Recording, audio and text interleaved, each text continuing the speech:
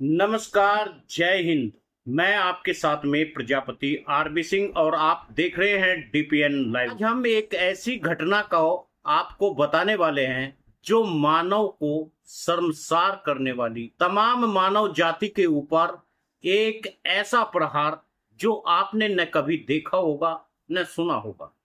जहां तीन तीन बच्चे दोपहरी में रह जाते हैं और उनकी मां की मांग वहीं पर सुनी हो जाती। घटना राजेश प्रजापति के साथ में हुई जो कैंटीन चला। आज उसी पूरी खबर को हम आपको सुनाने वाले। सूरज धीरे धीरे पश्चिम में अक्षैतिज में उतर रहा। चंदौसी शहर की सड़कों पर रोज की तरह चहल पहल। बदायूं रोड पर वाहनों का शोर, दुकानों पर ग्राहकों की आवाजाही और पेट्रोल पंप के सामने भागती दौड़ती जिंदगी अपने सामान्य ढर्रे पर चल रही थी। लेकिन किसी को नहीं पता था कि कुछ ही मिनटों में इस सड़क पर एक ऐसी घटना होने वाली है जो पूरे शहर को हिलाकर रख। एक ऐसी घटना जिसके बाद तीन मासूम बच्चों की दुनिया बदल जाएगी। एक ऐसी घटना जिसके बाद पत्नी की मांग हमेशा के लिए सूनी रह जाएगी। एक ऐसी घटना जिसके पीछे छिपी हुई कहानी लोगों को महीनों तक सोचने पर मजबूर कर दे। राजेश प्रजापति लगभग 35 वर्ष का एक साधारण इंसान, न कोई बड़ा कारोबारी, न कोई राजनेता और न अपराधी। वह एक कैंटीन चलाता था। उसकी दुनिया बहुत बड़ी नहीं थी। पत्नी फूलवती, 3 बच्चे और रोजमर्रा की भाग दौड़। बदायूं चुंगी के पास में उसकी छोटी सी कैंटीन थी। वहीं से घर जाता था, आता था और अपने घर को चलाता। वहीं से बच्चों की पढ़ाई होती थी, वहीं से भविष्य के सपने चुने जाते थे। हर सुबह जल्दी उठता, कैंटीन खोलता, ग्राहकों के लिए चाय बनाता, समोसे तलता। दिन भर की मेहनत के बाद शाम को घर लौट आता। बाहर से देखने पर जिंदगी बिल्कुल सामान्य लगती, लेकिन अक्सर जिंदगी की सबसे बड़ी कहानियां बाहर से सामान्य ही दिखाई देती। उस दिन भी सब कुछ सामान्य ही था। शाम के लगभग 5:30 बजे राजेश अपनी बाइक लेकर के कैंटीन के बाहर निकला। उसे नहीं पता था कि सफर उसकी जिंदगी का आखिरी सफर बनने वाला। बदायूं रोड पर हवा चल रही थी। सड़क पर ट्रक, बसें, मोटरसाइकिल लगातार गुजर रही। राजेश अपनी बाइक पर सवार था। शायद वह घर जाने की, शायद बच्चों के लिए कुछ खरीदने का विचार उसके मन में आ रहा होगा, शायद वह अगले दिन की योजनाएं बना रहा होगा। लेकिन नियति ने उसके लिए कुछ और ही तय कर रखा था। भारत पेट्रोल पंप के सामने सड़क के किनारे 3 ट्रक खड़े थे। आम लोगों के लिए वे सिर्फ ट्रक, लेकिन उस शाम वे किसी और मकसद से वहां मौजूद थे। उनकी आड़ में कोई इंतजार कर रहा। एक ऐसा इंतजार जो खून में बदलने वाला था। जैसे ही राजेश वहां पहुंचा, अचानक हमला हुआ। सब कुछ इतनी तेजी से हुआ, किसी को संभलने का मौका नहीं। एक भारी लोहे की रॉड हवा में लहराई। अगले ही पल सड़क पर चीख गूंजी। राजेश की बाइक से लड़खड़ाती हुई उसका शरीर सड़क पर गिर पड़ा। लोग समझ पाते उससे पहले ही सब कुछ खत्म हो चुका था। सड़क पर खून फैल चुका था। एक इंसान की सांसें थम चुकी थी। एक परिवार की दुनिया उजड़ चुकी थी।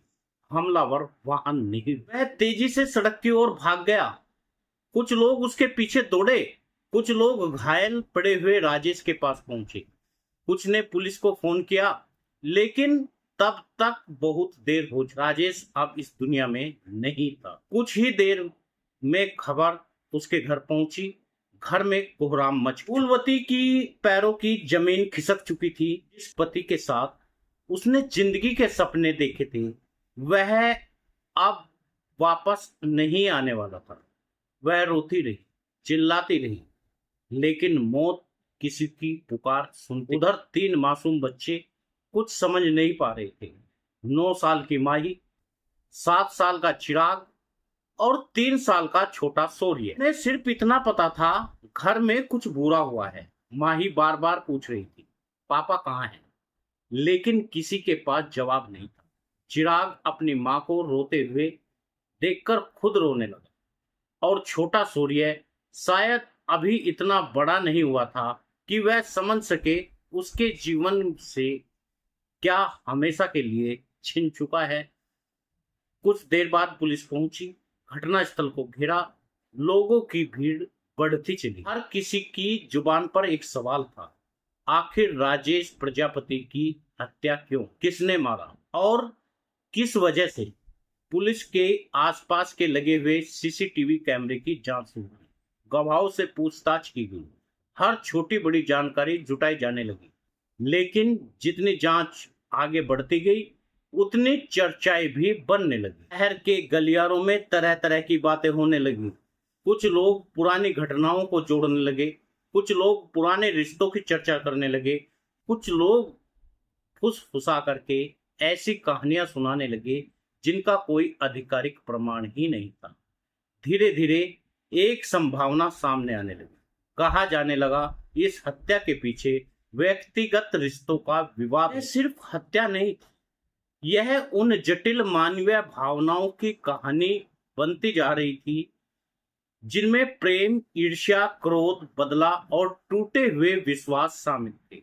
इतिहास गवाह है, दुनिया के अनेक अपराध के पीछे जमीन, पैसा, रिश्ते सबसे बड़ा। जब इंसान अपने गुस्से पर नियंत्रण खो देता है तब ऐसे फैसले कर बैठता है जो कई जिंदगियां बर्बाद कर। इसकी मौत ने भी यही सवाल खड़ा किया गया, अगर वास्तव में कोई विवाद था तो क्या उसका समाधान हत्या था?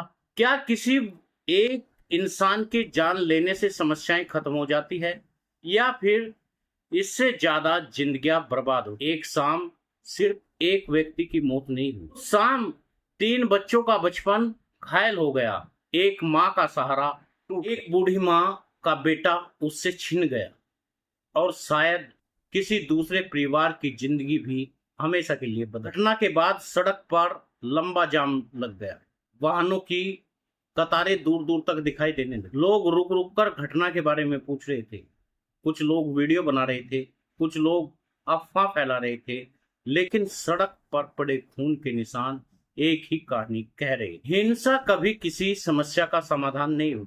रात गहराने लगी, पुलिस अपनी जांच में जुटी रही, परिवार के लोग अस्पताल और पुलिस के बीच दौड़ते रहे, बच्चे, रिश्तेदार गोद में रोते रहे और शहर में इस घटना की चर्चा हर घर तक पहुंच गई। अगले दिन जब सूरज निकला तो चंदोसी की जिंदगी फिर सामान्य होने लगी। दुकानें खुल गई, वाहन चलने लगे, लोग अपने काम पर निकल पड़े।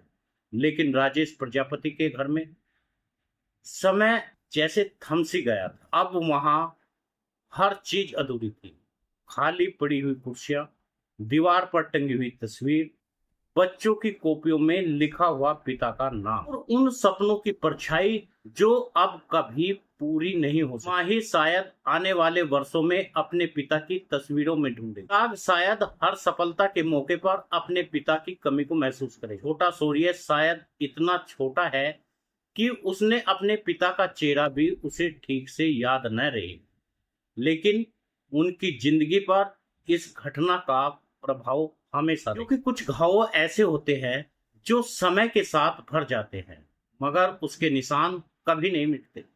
यह कहानी सिर्फ राजेश प्रजापति की नहीं, यह उन हजारों परिवारों की कहानी है जो अचानक हुई हिंसा के शिकार हो जाते हैं। यह कहानी हमें याद दिलाती है उस अक्षण का गुस्सा, एक गलत फैसला, एक गलत हिंसक कदम कई पीढ़ियों की खुशियां छीन सकता। आज भी चंदोसी की उस सड़क से हजारों वाहन गुजरते हैं, लोग आते हैं जाते हैं, जिंदगी चलती रहती है। लेकिन जून 2026 की वह शाम इतिहास बन चुकी है। एक ऐसी शाम जब बदायूं रोड पर सिर्फ एक इंसान नहीं मरा, बल्कि 3 मासूम बच्चों के निश्चित बचपन, एक पत्नी के सपने, एक माँ की उम्मीदें हमेशा के लिए बदल गई। और यह इस कहानी का सबसे दर्दनाक अध्याय रहा, क्योंकि मौत सिर्फ एक व्यक्ति को नहीं ले जाती, वह अपने लिए अनगिनत कहानियां अधूरी छोड़। राजेश प्रजापति अब इस दुनिया में नहीं, उस परिवार का खर्चा उठाने वाला भी कोई नहीं है, 3 बच्चे अनाथ हो चुके हैं। समाज के तमाम संगठन और तमाम समाज सेवी शायद इस बात से या तो अनभिज्ञ है या वे जानते नहीं या जानकर वे सुनना नहीं। आज उस परिवार को जरूरत है ऐसे लोगों की जो है उनकी सहायता कर। नमस्कार, जय हिंद,